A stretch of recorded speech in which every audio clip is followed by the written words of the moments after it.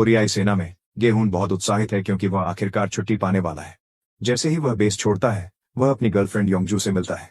हालांकि यह पल खराब हो जाता है जब वह जागता है और महसूस करता है कि यह एक सपना था।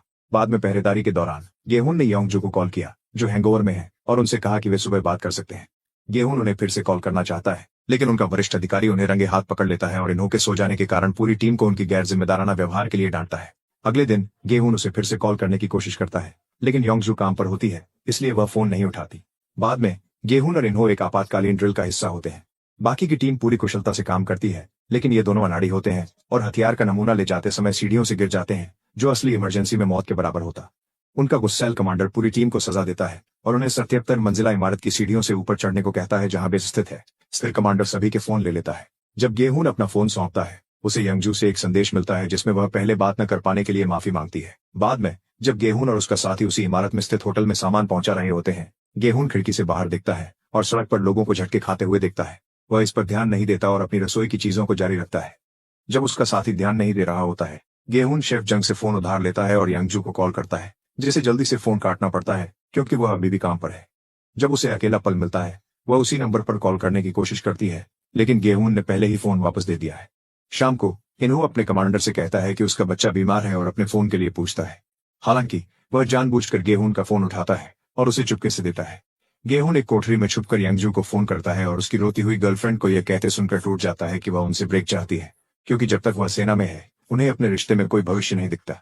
अगले दिन योंगजू अपने सहकर्मी जिनवूक के साथ दोपहर का भोजन कर रही होती है जब गेहून उसे फिर से फोन करता है। पहले तो वह इसे अनदेखा कर देती है, लेकिन जब वह एक वॉइसमेल आती देखती है तो वह उसे सुनने के लिए बाथरूम की ओर दौड़ती है। संदेश में गेहून माफी मांगता है उसके लिए। वह मानता है कि उससे इंतजार करने के लिए कहना अन्यायपूर्ण है और वह सुझाव देता है कि वे अलग हो जाएं। योंगजू रोने लगती है और बेस पर जाने का फैसला करती है, तो जिनवूक उसे लिफ्ट देने का प्रस्ताव करता है। यात्रा के दौरान जिनवूक यह कबूल करता है कि वह योंगजू का इंतजार करने के लिए तैयार है। अचानक उसकी कार एक आदमी से टकरा जाती है और टक्कर के कारण वह खिड़की से बाहर गिर जाता है। उसकी आंख का गोला योंगजू की गर्दन पर जा गिरता है, जिससे वह चीख पड़ती है। हैरानी की बात यह है कि वह आदमी अभी भी जिंदा है, इसलिए वह आंख को एक बैग में डालकर जिनवॉक से मदद मांगती है कि वह उस आदमी को बाहर ले जाने में मदद करे। हालांकि जिनवॉक बीमा कंपनी को कॉल करने को प्राथमिकता देता है और योंगजू को जिज्ञासु भीड़ से मदद मांगनी पड़ती है। वह सेलिब्रिटी एलेक्स को पहचानती है, जिससे वह असहज हो जाते हैं।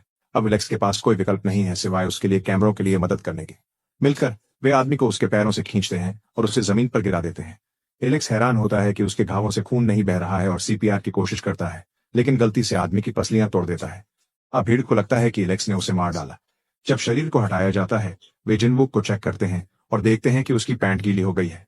उसी पल एक ट्रक तेज गति से गली में आता है। चालक का सिर खिड़की में फंसा होता है और जिनवूक समय पर कार से कूद जाता है ताकि उसे रौंदे जाने से बच सके।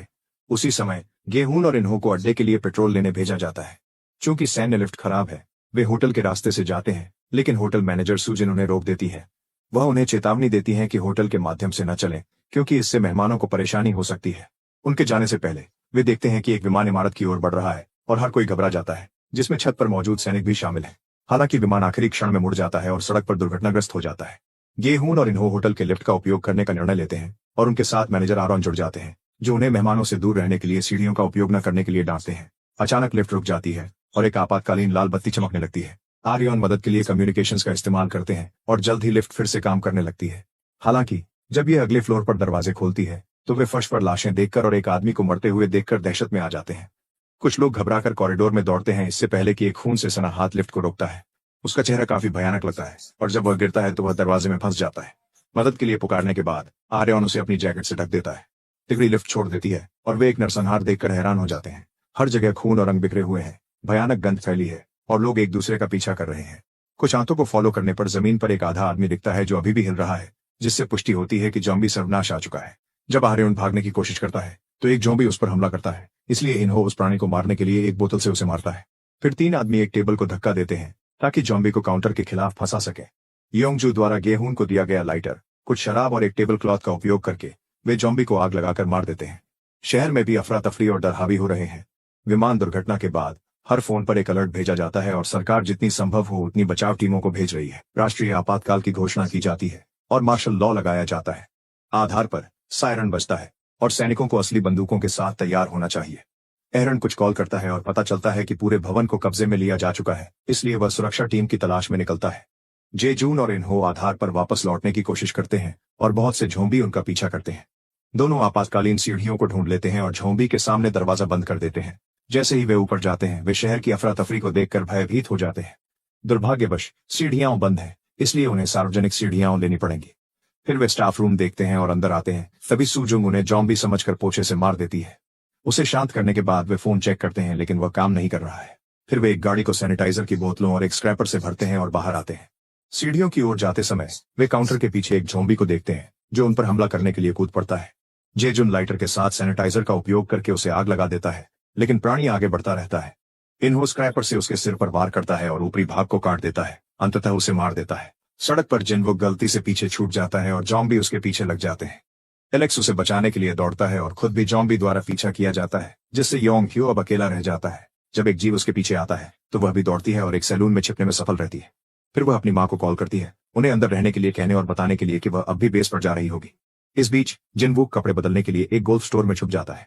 कपड़ों के नीचे छिपा एक आदमी जिनवुक की रोलेक्स घड़ी देखता है और उसे बाहर तक पीछा करता है ताकि उसे गिरा सके।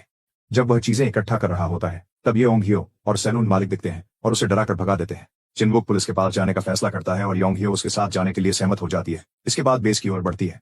होटल में वापस ट्रेई आगे बढ़ती रहती है और जंग को दरवाजे को पकड़कर बहुत सारे जॉम्बीज को बाहर रखने की कोशिश करते हुए पाती है। वे उसकी मदद के लिए दौड़ते हैं और नोटिस करते हैं कि कांच टूटने का खतरा है। जेजून पूरे गाड़ी को आग लगा देता है और अपने दोस्तों से उसे छोड़ने के लिए कहता है। आखिरकार कांच टूट जाता है और जेजून गाड़ी को धकेलता है ताकि लपटें जॉम्बीज को घेर लें और उनके रास्ते को रोक दें। दुर्भाग्यवश आग से स्प्रिंकलर भी चालू हो जाते हैं, इसलिए समूह को इनकमिंग जॉम्बी से बचने के लिए बहुत तेजी से भागना पड़ता है। वे सीढ़ियों के गेट के पीछे छिप जाते हैं और जंग गिर जाता है, इसलिए जेजून को उसे चलने में मदद करनी पड़ती है। इस बीच योंग ह्यो और जिनवुक पुलिस स्टेशन पहुंचते हैं, जहां एक निराशा भरी भीड़ पुलिस के कुछ करने की प्रतीक्षा करते हुए सामान बेच रही है। यहाँ वे एलेक्स को पाते हैं, जो उन्हें बताता है कि ज़ॉम्बी का प्रकोप पूरी दुनिया में हो रहा है। वह यह भी बताते हैं कि जब फोन बजता है तो लोग झगड़ने लगते हैं, इसलिए वह उन्हें सलाह देते हैं कि वे अपना फोन बंद कर दें। ऐसा करने से पहले योंग ह्यो जेजुन को एक अंतिम संदेश भेजते हैं। अचानक हंटर्स के नाम से जाने जाने वाले हथियारबंद लोगों का एक समूह भीड़ को किनारे कर देता है और पुलिस में घुस जाता है। वे पुलिस जॉम्बीज को इमारत छोड़ने के लिए डराने के लिए अंदर गोली चलाते हैं, जिससे भीड़ डर के मारे भाग जाती है। जैसे ही हंटर जीवों को मारने के लिए गोली चलाते हैं, योंग ह्यो और लड़के भी भागना शुरू कर देते हैं, जब तक कि वे छिपने के लिए एक खाली बार नहीं ढूंढ लेते। वापस बेस पर चारों जीवित बचे लोग छत पर पहुंचते हैं, जहां सैनिक इंतजार कर रहे हैं। वे ज़ॉम्बी कहानी पर विश्वास नहीं करते और छत पर नागरिकों को लाने के लिए जेजून को डांटते हैं। उसी क्षण सीढ़ियों पर ज़ॉम्बीज दिखाई देते हैं, इसलिए सैनिक दरवाजा बंद करने के लिए दौड़ते हैं। फिर जंग गिर जाता है और बाकी लोग नोटिस करते हैं कि वह सांस नहीं ले रहा है। जब वह फिर से खड़ा होता है तो वह एक ज़ॉम्बी में बदल गया है, क्योंकि उसे काटा गया था। जंग सूजुंग पर हमला करने की कोशिश करता है, जो उसे स्क्रैपर से रोकती है। एक सैनिक उसे गिराने के लिए अपने हथियार से मारता है, लेकिन जंग जल्दी से संभल जाता है और पुरुषों को गोली चलाने के लिए मजबूर होना पड़ता है। हालांकि उनकी बंदूकों में असली गोलियों की जगह खाली गोलियां हैं, जिससे जंग को सिर्फ खरोंचें आती हैं। जब वह एक सैनिक को हेलमेट से उठा लेता है तो बाकी लोग चर्चा करने लगते हैं कि क्या उन्हें एक नागरिक पर असली गोलियों का इस्तेमाल करना चाहिए। आदमी गिर जाता है जब हेलमेट टूट जाता है और दूसरे सैनिक इस मौके का फायदा उठाकर जंग को दबाने की कोशिश करते हैं, लेकिन जंग बहुत मजबूत है और उठने लगता है। इस प्रक्रिया में उसकी गर्दन मरोड़ जाती है। फिर भी वह एक आदमी को काटने में सफल हो जाता है और एक बड़ा टुकड़ा मांस उधेड़ देता है। असली गोलियों का इंतजार करते करते थक चुके इन्हो जंग के सीने में स्क्रैपर घोंप देते हैं, फिर उसके सिर में भी मारते हैं ताकि उसे मार दिया जा सके। उसके बाद टीम लीडर नाराज है क्योंकि इन्होंने एक नागरिक को मार डाला। जेजून उसका बचाव करते हैं, यह बताते हुए कि ज़ॉम्बी को मारना ही बचने का एकमात्र तरीका है, जो प्रोटोकॉल से पहले आता है। कटा हुआ सैनिक इलाज के लिए अंदर ले जाया जाता है, लेकिन लंबे झटके के बाद उसकी मौत हो जाती है। फिर टीम अपने लीडर के साथ बहस करती है जब तक कि वह उन्हें अपने परिवारों को फोन करने के लिए उनके फोन वापस देने की अनुमति नहीं दे देता। जेजून योंग ह्यो के सारे संदेश देखता है और तुरंत उसे वापस संदेश भेजता है। बाद में योंग ह्यो को जेजून का पसंदीदा संगीत वाला कैसेट मिलता है, जो उनके पुराने डेट्स की यादें ताजा कर देता है। फिर एलेक्स खुलासा करता है कि उसके पास एक टैबलेट है और उसे एक तस्वीर दिखाता है जिसमें इन्हो और जेजून होटल में दौड़ रहे हैं। पता चलता है कि एलेक्स पहले वहां मेहमान के रूप में था। योंग ह्यो रोती है जब वह अपना फोन फिर से चालू करती है और जेजून को कॉल करने की कोशिश करती है, लेकिन नेटवर्क काम नहीं कर रहा है। वह बेस पर जाने का फैसला करती है और एलेक्स उसके साथ चलने के लिए तैयार हो जाता है, इसलिए जिनवुक भी अनिच्छा से आता है। वे तीनों सड़कों पर दौड़ते हैं, ज़ॉम्बीज से बचने के लिए लंबा रास्ता लेते हुए। बेस पर सैनिकों को एहसास होता है कि उनके पास ज्यादा खाना नहीं है, इसलिए वे इसे छोटे हिस्सों में बांटते हैं। रात के खाने के दौरान बिजली की आपूर्ति कमजोर होने लगती है और उन्हें पता चलता है कि उनके फोन में अब सिग्नल नहीं है। अचानक कुछ दरवाजे पर धमाका करता है और समूह निष्कर्ष निकालता है कि मृत सैनिक ने रूपांतरण किया होगा। नेता दरवाजा खोलता है और आदमी को उड़ाते हुए भेजता है, ये पुष्टि करते हुए कि वह अब एक ज़ॉम्बी है।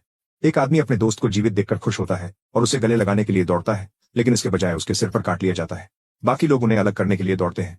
फिर गायोंग और सूजिंग काटे गए सैनिक पर सीपीआर शुरू कर देते हैं, ये उम्मीद करते हुए कि उसे मरने से रोक सकें।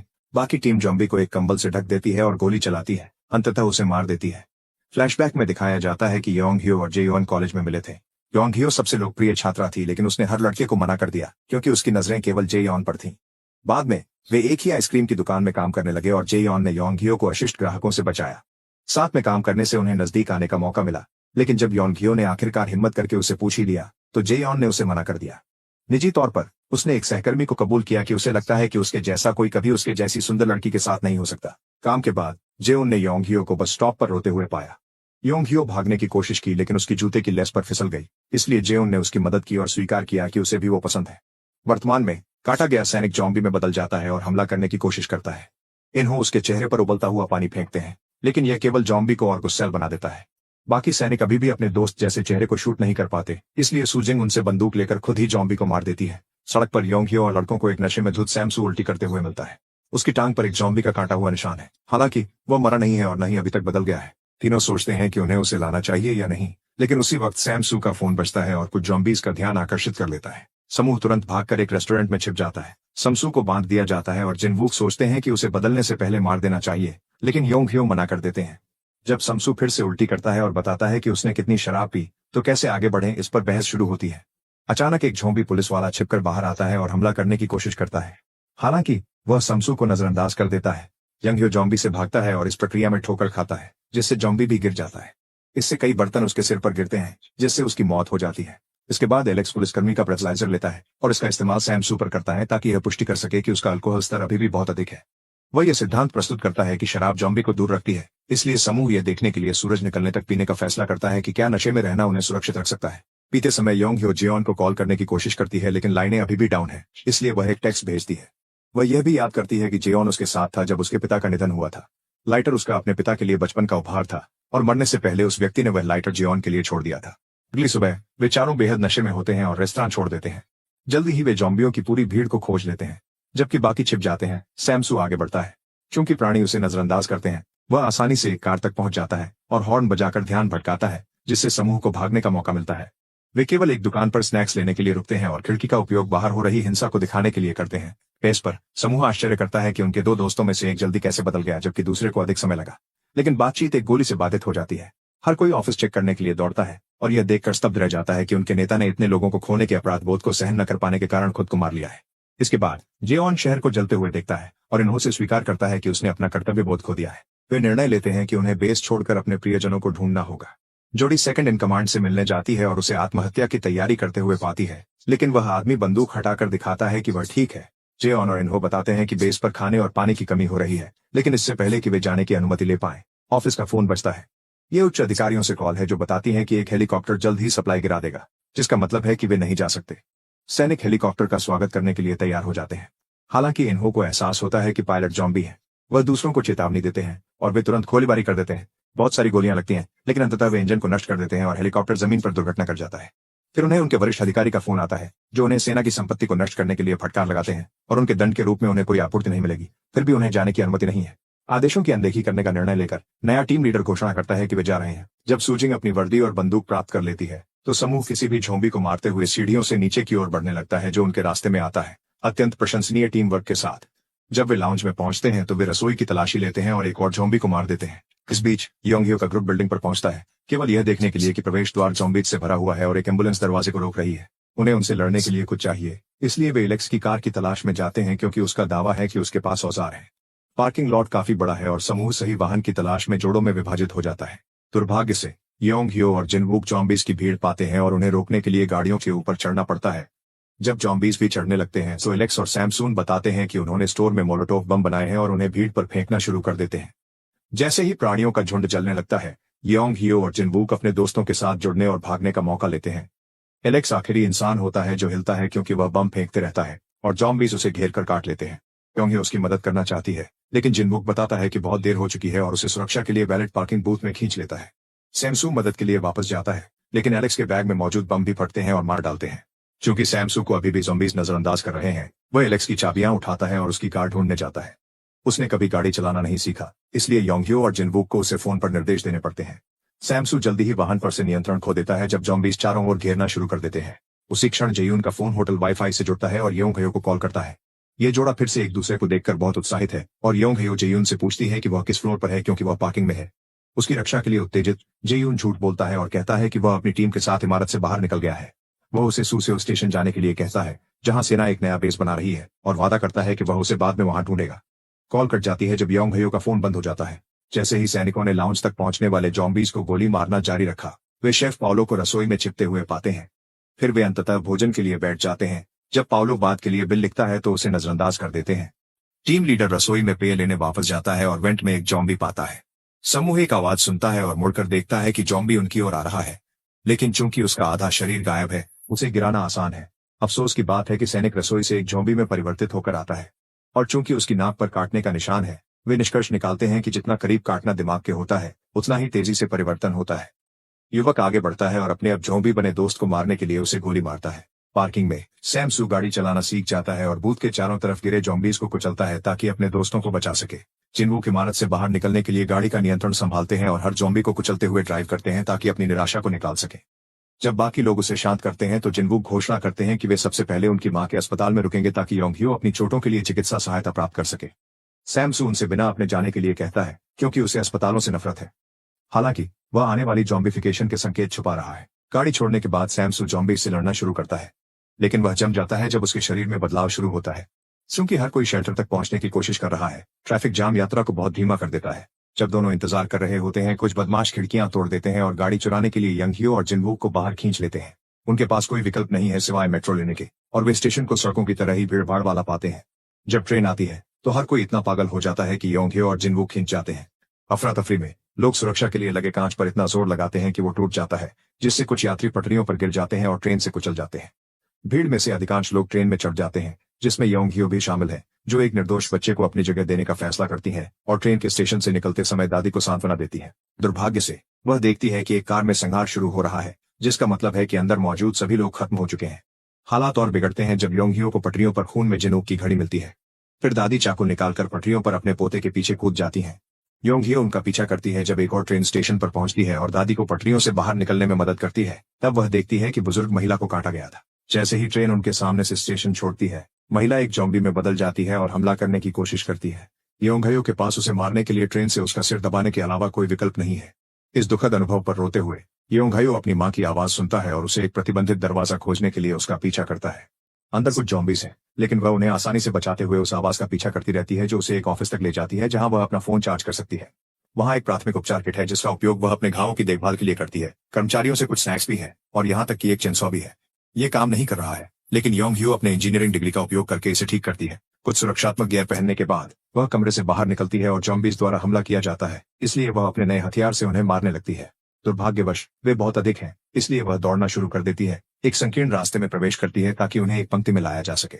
वह उन्हें बेरहमी से मारना शुरू कर देती है, जबकि उसे भ्रम होता है कि वे उससे बात कर रहे हैं। अंततः वह एक खुला स्थान ढूंढ लेती है और दौड़ते हुए उस क्षेत्र से होती हुई आपातकालीन सीढ़ियों में छिप जाती है, जहां वह सो जाती है। इस बीच इमारत के दूसरे उच्च मंजिल पर पता चलता है कि आरोन अभी भी जीवित है, क्योंकि वह दरवाजे को अवरोधित करके एक कमरे में छिपा हुआ था। वह समाचार में निकासी योजनाओं के बारे में सुनता है और बाहर जाने का फैसला करता है, लेकिन पहले वह अपने शरीर को सोफे के कुशन से सुरक्षित करता है। आरोन चलते समय बहादुरी दिखाने के लिए बहुत पीता रहता है। जब उसे एक विशाल स्टेपलर मिलता है तो वह उसका उपयोग हथियार के रूप में ज़ॉम्बी को तेजी से मारने के लिए करने लगता है। लॉन्ज में यंग मिन को एहसास होता है कि वह सबसे ऊंचे रैंक वाला आदमी है और इसलिए नया टीम लीडर है। पालो को हथियार देने के बाद समूह वीआईपी लिफ्ट लेता है और अगले तल पर जाता है, जहां वे आर्यन को देखकर चौंक जाते हैं। सूजंग उसे देखकर खुश होती है, लेकिन जब सैनिकों को आर्यन की टांग पर जख्म दिखाई देता है तो वे उसे अपने दोस्त का स्वागत करने से रोक देते हैं। वह पुष्टि करता है कि उसे एक ज़ॉम्बी ने घायल किया था और उसके साथ क्या करना है, इस पर बहस शुरू हो जाती है। आरोन उन्हें बताता है कि वह समझता है और उन्हें उसके बिना जाना चाहिए। अचानक वे ऊपर से कुछ आवाजें सुनते हैं और देखते हैं कि खून ऊपर से लिफ्ट की कांच की छत पर गिर रहा है। समूह लिफ्ट से बाहर निकल जाता है ठीक उस वक्त जब कांच टूटता है और ज़ॉम्बीज अंदर घुस जाते हैं। हर कोई जितनी जल्दी हो सके दौड़ने और किसी भी खाली कमरे में छिपने की कोशिश करता है, जबकि आरोन स्टेपलर के साथ ज़ॉम्बीज से लड़ता रहता है। जब उसे एहसास होता है कि उसे पीछे छोड़ दिया जा रहा है, वह दरवाजों पर जोर से दस्तक देता है और उसे नजरअंदाज कर दिया जाता है। जल्द ही ज़ॉम्बीज उसे घेर लेते हैं और वह सबसे बुरे के लिए तैयार हो जाता है, लेकिन उस पर हमला नहीं होता। वह एक दरवाजे पर दस्तक देता है और सैनिकों को दिखाता है कि वह बिना किसी परिणाम के ज़ॉम्बी को कैसे पकड़ सकता है। एक कमरे में गायंग सुजुंग को बाहर जाने के लिए पूछता है और वह सहमत हो जाती है कि यह सब खत्म होने के बाद वे मिलेंगे। दूसरे कमरे में सैनिक वेंट्स का पता लगा लेते हैं। उसी क्षण उन्हें आरोन से एक वीडियो कॉल आती है जो ज़ॉम्बियों के साथ आराम कर रहा है और पुष्टि करता है कि वेंट्स उन्हें बाहर निकाल देंगे। जब सैनिक वेंट के छेद को बड़ा बना रहे होते हैं, एरन सबसे पहले जाकर तीर बनाता है जो समूह को बाहर निकलने का रास्ता दिखाएंगे। एक एक करके सिपाही वेंट में प्रवेश करते हैं और रेंगते हुए वे एरोन से मिल जाते हैं। गायंग और सूजंग एक साथ चल रहे हैं जब अचानक एक जॉम्बी गायंग के ऊपर गिर जाती है। सूजंग तुरंत उस प्राणी के सिर में छुरा घोंपकर उसे मार देती है, लेकिन वहां भी एक जॉम्बी का झुंड है जो उनके पास पहुंच रहा है। जोड़ी जॉम्बीज को एक ही समय में आगे बढ़ते देखने के दौरान जितनी तेजी से हो सके रेंग रही है, जिससे वे तंग रास्ते में फंस जाते हैं। अंततः वे योंगमिन और क्यूंगसिक से टकरा जाते हैं, इसलिए वे एक साथ चलते रहते हैं। हालांकि कुछ मोड़ के बाद उन्हें पता चलता है कि वे एक बंद रास्ते पर पहुंच गए हैं। जब जॉम्बी बहुत करीब आ जाते हैं, क्यूंगसिक गोलियां चलाकर सभी को मार देता है। गोलीबारी की आवाज समूह के दूसरे हिस्से द्वारा सुनी जाती है और जेयून मदद करना चाहता है, लेकिन बाकी उसे रोकते हैं क्योंकि यह बहुत खतरनाक है। पालो घबरा जाता है और अकेले ही आगे बढ़ जाता है। हालांकि एक जॉम्बी उस पर कूदता है और उसका कान नोच लेता है। क्यूंगसिक जल्दी से जॉम्बी को गोली मार देता है, इससे पहले कि समूह पालो के साथ क्या करना है यह तय करे। वे उसे बेंटपिट के किनारे पकड़ते हैं ताकि उसे शराब दे सकें, लेकिन उसी समय पालो बदल जाता है, इसलिए वे उसे उसकी मौत की ओर धकेल देते हैं। जल्द ही दूसरी ज़ॉम्बी भीड़ आ जाती है और हर कोई लड़ाई के लिए तैयार हो जाता है, जबकि उनके पास गोला बारूद लगभग खत्म हो चुका होता है। सौभाग्य से आरोन को एक विचार आता है। वह 2 वॉकी टॉकी को बहुत उच्च आवृत्ति पर चालू करता है और जॉम्बीज तुरंत आवाज का पीछा करते हैं। चूंकि आरोन नशे में है, वे उसे पार करते हैं और गड्ढे में गिर जाते हैं। योंग हियो के पास वापस चले, वह धुंध से भरे कमरे में प्रवेश करती है और जेयून को देखकर उत्साहित हो जाती है, लेकिन वह अचानक रूपांतरित होने लगता है। वह योंग हियो से इसे खत्म करने के लिए कहता है, जिससे वह अपने बचाव में मजबूर होती है। उसी समय वह इस डरावने सपने से जागती है और बाहर निकलने का रास्ता तलाशने लगती है। वह स्टेशन पर लौटने में सफल होती है और एक रहस्यमय गीत का पीछा करती है, जब तक कि वह एक कमरे में नहीं पहुंचती जहां बचे लोग छुपे हुए हैं। वहां एक प्रसिद्ध गायक भी है। दिए गए आदमी के गाने को सुनते हुए योंग हियो अपने फोन पर पुरानी तस्वीरें देखती है। उसे वह दिन याद आता है जब वह जेयून के साथ कैंपिंग पर गई थी और उसने कहा था कि अगर वह सेना में रहते हुए उससे ब्रेकअप कर लेती है तो उसे समझ में आएगा, क्योंकि उसकी खुशी सबसे ज्यादा मायने रखती थी। अब वह उसे ढूंढने के लिए और भी दृढ़ है, इसलिए वह कुछ सामग्रियां इकट्ठा करती है और निकलती है, सभी जॉम्बी हमले से बचने के लिए एक स्कूटर का उपयोग करते हुए। दुर्भाग्यवश सामने का गेट बंद है और प्राणी उसे पीछे से घेर लेते हैं, इसलिए उसे फिर से चेनसॉ का उपयोग करना पड़ता है। बहुत भटकने के बाद वह ट्रेन की पटरियों को ढूंढती है और उनका पीछा करने लगती है, उम्मीद करते हुए कि वह स्टेशन ढूंढ पाएगी जिसका जययून ने उसे बताया। जब वह एक ट्रेन देखती है तो अंदर ज़ॉम्बीज को देखकर उन्हें नजरअंदाज करने की कोशिश करती है, लेकिन एक आदमी को कार से बाहर निकलते देखकर वह रुक जाती है। वह आदमी अपने दोस्तों को फोन करता है ताकि वे छिपने से बाहर आ जाएं, और वे योंग हियो के सिर पर एक वस्तु फेंकते हैं ताकि वह गिर जाए। वे चेनसॉ चुरा लेते हैं और फैसला करते हैं कि उन्हें उसे मारना होगा सावधानी के तौर पर, इसलिए योंग हियो उन्हें धक्का देती है और दौड़ने लगती है, जबकि पुरुष उसका पीछा करते हैं। स्टीम की ओर वापस जब सभी लोग एकत्र होते हैं तो वे गड्ढे में सीढ़ियों का उपयोग करके नीचे उतरना शुरू करते हैं। अंततः उन्हें एक और वेंट मिलती है जो उन्हें सुरक्षित स्थान पर ले जाती है। कमरे में लोग पाते हैं कि सूजन को गोली छू गई थी और क्यूंगसिक को बंद जगह में गोली चलाने के लिए डांटते हैं। इससे क्यूंगसिक गुस्से में आ जाता है और वह चिल्लाने लगता है, यह दिखाते हुए कि यह असली सेना नहीं है, अब बस वे लोग हैं जो जीवित रहने की कोशिश कर रहे हैं और प्रक्रियाओं का कोई मतलब नहीं है। जब उसे उसके रवैये के लिए मारा जाता है तो वह अपने दोस्तों पर बंदूक तान देता है, लेकिन जब सूजन उसे धमकी देती है तो वह उसे नीचे रख देता है। आरोन सोचता है कि उन्हें कार्गो लिफ्ट का उपयोग करना चाहिए, लेकिन वे देखते हैं कि वह टूटी हुई है। खिड़की के बाहर और नीचे कुछ मंजिलों पर एक दूसरी लिफ्ट लटकी हुई है और जेयून को इसे लाने के लिए भेजा जाता है। जबकि वह लगातार घबराता रहता है, वह रस्सी से नीचे चढ़ता है और सीधा गिर जाता है। शहर की हालत देखकर वह डर जाता है और थोड़ा रो भी देता है। इसके बाद वह लिफ्ट को सक्रिय करता है और अपने दोस्तों को लेने के लिए ऊपर चला जाता है। अब सभी लोग साथ में उतरना शुरू कर देते हैं और सोचते हैं कि वे आखिरकार भागने वाले हैं। दुर्भाग्यवश लिफ्ट एक खिड़की के सामने फंस जाती है और ज़ॉम्बीज उन्हें देख लेते हैं, इसलिए वे उन तक पहुंचने की कोशिश में शीशे पर वार करने लगते हैं। जेयून लिफ्ट के कंट्रोल बॉक्स को बेधड़क पंच मारता है और उसे फिर से चलाता है, पर उसी समय ज़ॉम्बीज खिड़की तोड़कर बाहर कूद जाते हैं। एक क्रूर लड़ाई शुरू हो जाती है क्योंकि टीम अपनी रक्षा करने की पूरी कोशिश करती है। ज़ॉम्बीज लिफ्ट के आधार को पकड़ लेते हैं और रस्सी अब अधिक देर तक वजन सहन नहीं कर पाएगी। काफी संघर्ष के बाद समूह सभी ज़ॉम्बीज को धक्का देने में कामयाब होता है, लेकिन तब तक बहुत देर हो चुकी होती है। एक रस्सी पहले ही टूट चुकी होती है। सौभाग्य से लिफ्ट एक खिड़की में झूल जाती है और अंदर आ जाती है, इसलिए सभी बाहर निकल जाते हैं सिवाय जेयून के। उसी क्षण दूसरी रस्सी भी टूट जाती है और लिफ्ट कई मंजिलों तक गिरती है, जब तक कि जेयून टेडी बियर के साथ एक दुकान में नहीं गिरते, जो उनके उतरने को कुशन कर देती है। लिफ्ट फिर भी चलती रहती है और सड़क पर एक कार पर जाकर गिरती है। हालांकि टीम को लगता है कि जेयून मर चुका है, और जब हर कोई शोक मना रहा है, यंगमिन अपनी बांह पर एक काट छुपाता है। इन्हो शरीर को वापस लाना चाहता है अगर उसका दोस्त जीवित हो, लेकिन क्यूंगसिक सोचता है कि यह एक खतरनाक समय की बर्बादी है और अकेला छोड़ देता है। जब वह गलियारे में पहुंचता है तो उसे ज़ॉम्बीज का एक झुंड मिलता है।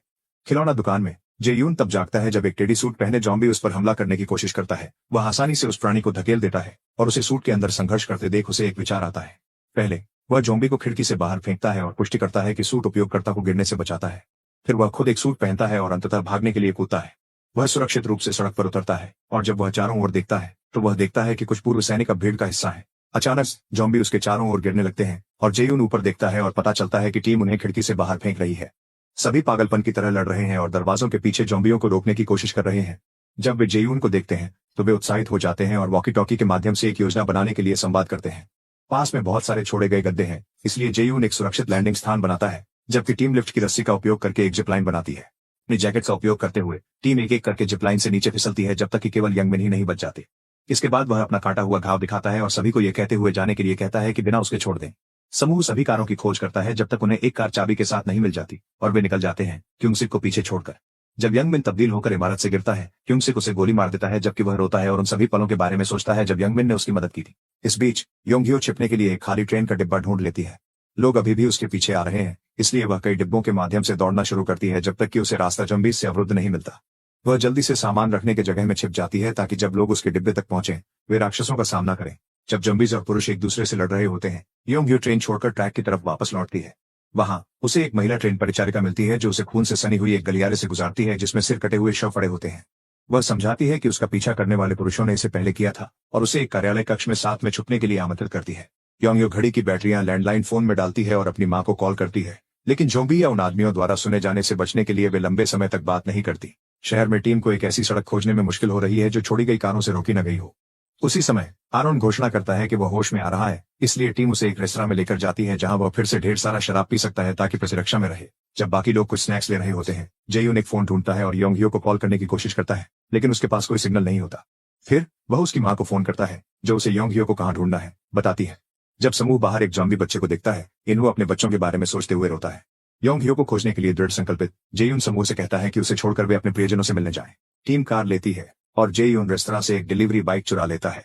अंततः वह स्टेशन पहुंचता है और अंदर जाता है, केवल यह देखने के लिए कि गेट बंद है। वह अंदर जाने के लिए इसे तोड़ने में संकोच नहीं करता, लेकिन सारी आवाजें कुछ ज़ॉम्बीज का ध्यान आकर्षित करती हैं जो कुछ सामान के साथ एक पर्दा पकड़े हुए हैं। जेयून उन्हें लात मारता है और पर्दे को बंद करने के लिए सामान को धक्का देता है। इस बीच ट्रेन परिचर योंघियो से कहती है कि वह बाहर निकलने का रास्ता खोजने के लिए जाएगी। उसी समय योंघियो अपने बॉयफ्रेंड को उसका नाम पुकारते हुए सुनती है और वह चिल्लाकर अपनी मौजूदगी की पुष्टि करती है। जेयून हर उस जॉम्बी पर गोली चलाते हुए या लात मारते हुए आवाज का पीछा करता है जो उसे रोकने की कोशिश करता है। हालांकि वे बहुत अधिक हैं, इसलिए जल्द ही वह पूरी तरह से गिर जाता है। योंघियो भी दौड़ रही है और सोचती है कि उसने जेयून को गलियारे के अंत में पाया। हालांकि यह केवल एक भ्रम है और करीब से देखने पर पता चलता है कि यह एक अज्ञात जॉम्बी सैनिक है। वह हमला करने के लिए तैयार होता है, लेकिन अचानक जेयून की गोली से मार दिया जाता है। जैसे ही जोड़ी की नजरें मिलती हैं, जेयून योंघियो के पास दौड़ता है और आंसुओं में उसे गले लगाने से पहले उसकी गर्दन से एक आंख का गोला निकालता है। बाद में वे जाने की कोशिश करते हैं, लेकिन रास्ते में और अधिक ज़ॉम्बीज मिलते हैं। इससे पहले कि वे प्रतिक्रिया कर सकें, आरोन और बाकी टीम वहां पहुंचती है और जल्दी से भीड़ को रोकती है। वे बताते हैं कि समूह में चलना सुरक्षित है, इसलिए अब जब युगल फिर से मिल गए हैं तो वे एक एक करके अपने परिवारों से मिल सकते हैं। जाने से पहले योंघियो उनसे उस महिला को बचाने के लिए कहती है जिसने उसकी मदद की थी, लेकिन टीम को आसपास कोई नहीं मिला। निजी रूप से इन्हो जेयू को दिखाता है कि उसने एक शव पाया जो योंघियो द्वारा दिए गए विवरण से मेल खाता है और यहाँ तक कि उसके पास वही नाम टैग है।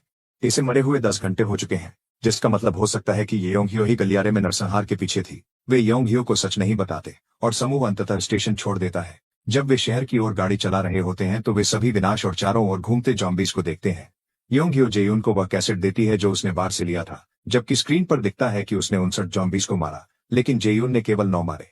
सुनिश्चित करें कि आप सब्सक्राइब करें और नोटिफिकेशन चालू करें ताकि आप इस तरह के और वीडियो देख सकें। देखने के लिए धन्यवाद।